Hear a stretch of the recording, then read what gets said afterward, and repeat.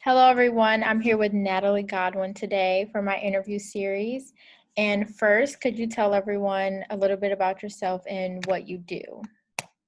Yes, I'm Nathalie Godwin, and I'm currently an AVP of External Communications at Unum. It's a global insurance company. But my career has, kind of done some twists and turns. I started out as a television journalist, and I was a television producer and reporter in Tampa and Los Angeles. And then I decided I wanted to go into communications. I went to graduate school at USC, University of Southern California, where I learned all about the research and the strategy behind the communications campaign, not just the media relations portion, which I really knew intimately, and how it relates to the business goals and objectives for a company. And my first position in communications was at NASA, which was really pretty cool at the Jet Propulsion Laboratory in Pasadena, California. I worked on the Mars Exploration Rover mission, and that was a great first role in communications. And then when I finished my degree at USC, then I was recruited to work at General Motors, so learned a lot about the automotive industry. I worked and also crisis communications because I worked on the crisis team when the company filed for bankruptcy. From there, I went to UPS, and from UPS, I went to Hilton, and from Hilton now to Unum. Thank you. So, speaking of, what was your experience like working for big companies like UPS and Hilton? At UPS, I learned all about, it was my first time really working intimately in global communications, and I worked with my colleagues all around the world. And that's when I just really learned that every company that I was going to work for the rest of my career was going to have a global footprint.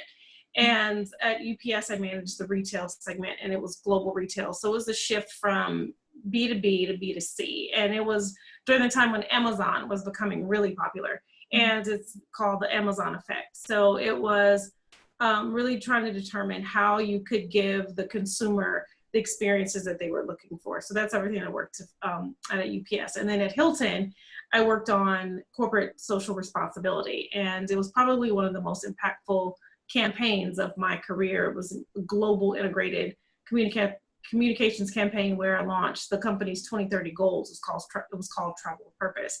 And that was really just being a part of a campaign that was, that the company was a thought leader, an industry leader.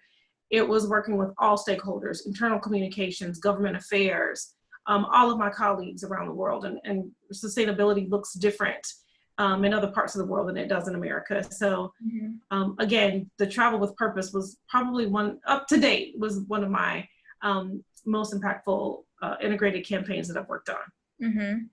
So being in those positions, what would you say your experience was like as a Black woman in that position?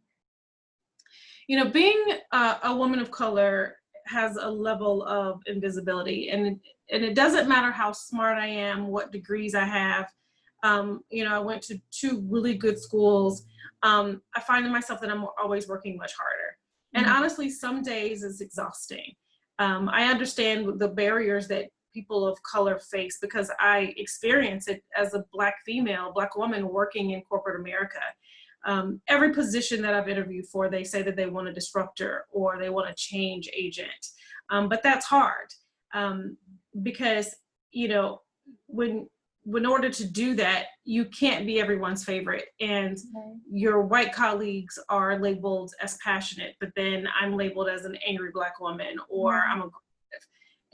And so that's really tough. And I think that after George Floyd's murder, I was reading all about different experiences, especially on LinkedIn, and other Black females. I was reading about me. And I think if anything, it taught me that I wasn't alone in my experiences. I mean, some of the posts that I was reading, it was the exact type of experiences.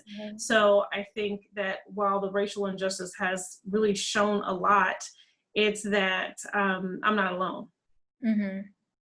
And what is there any advice you would give to a young Black woman like me who aspires to be in a leadership position, maybe in corporate America, but just in the professional world in general? Yes, absolutely. I've shared with colleagues who've asked, what should they do to respond? And what I've said is to not use these traumatic events that Black Americans have endured for centuries in corporate PR, or don't to use the response as a brand marketing tactic. Mm-hmm. You look at what Starbucks has done. At first they said that you couldn't wear anything that said Black Lives Matter, but then they reversed that decision. Then you see what Adidas has done. They actually, their head of human resources, her name was Karen. She, right? She was forced to resign because, she said that it was an issue that was just really happening in North America, and it was noise.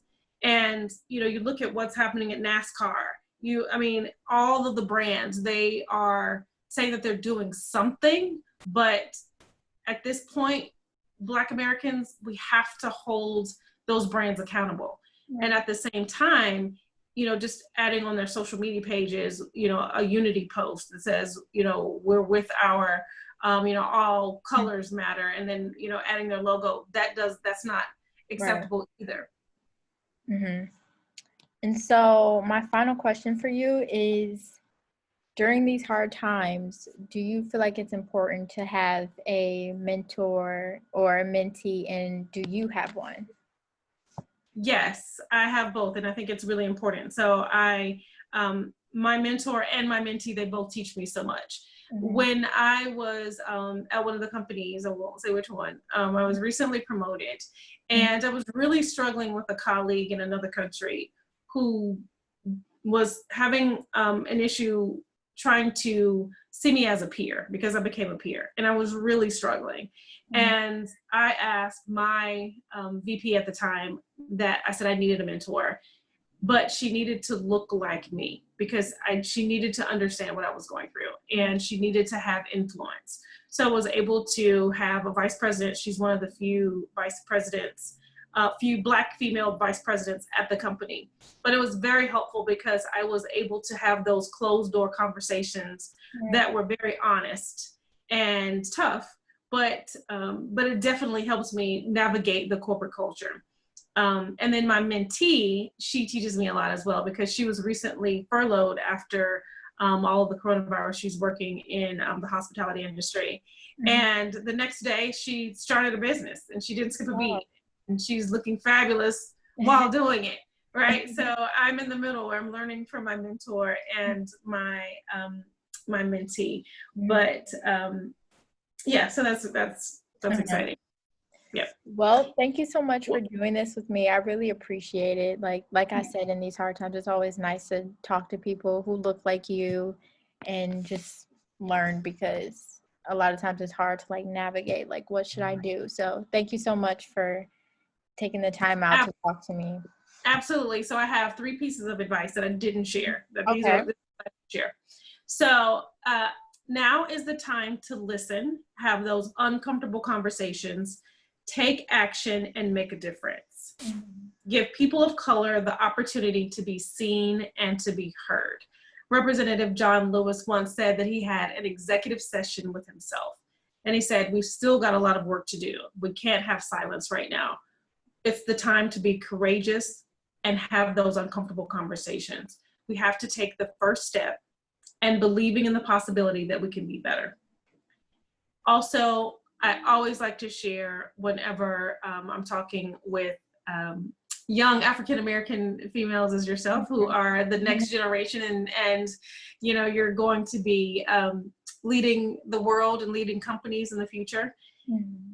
Think about this. If it's not you, then who? So why not you? Mm. And then the last one that I will share is actually 2 more. Growth and comfort never coexist. So never stop growing, and support the brand that you work for. Don't work for a brand that you don't believe in their ideals. Mm-hmm. And be who you want to be, not who they want you to be. Mm-hmm. Wow, I love that. Thank you so much. You're welcome. Thank you. No problem. We'll definitely stay in touch. All right. Yes. Bye-bye. Okay. Thank you. Bye.